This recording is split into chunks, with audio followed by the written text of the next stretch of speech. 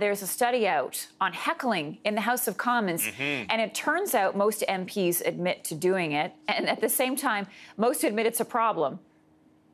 Kind of ironic, don't you think? And most actually don't think that it leads to much change, but they do it, according to this study, because they want to point out untruths. I want to go over some of the numbers with you, but first, let's look at the most recent situation of heckling. It was Bill Morneau when he was presenting his speech yesterday on the economic statement. Take a look.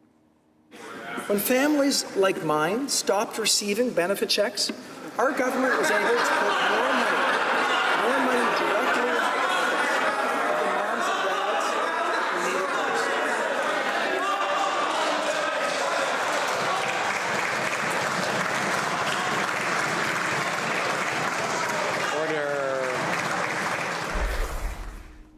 And you heard Jeff Ryan there going, order, order. That is something that we hear all the time. If you tune into Question Period when it airs here on CTV News Channel, over half of MPs admit that heckling in the House is a problem.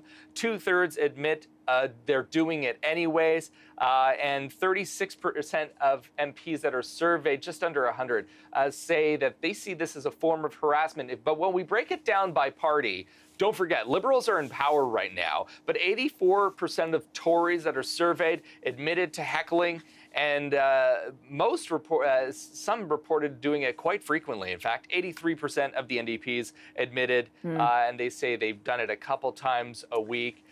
But it certainly is very, very distracting when you're watching. Well, we drowns out the finance minister, drowned him right out yesterday. You can't hear anything, and you wonder what Canadians think about heckling. And it's gotten to the point where the House Speaker, I know we're running out of time, where the House Speaker has said Canadians don't like hearing heckling, and he's now even pointing people out and naming them by name when they're out of line. Okay, Michel, thanks for that. We'll see you later.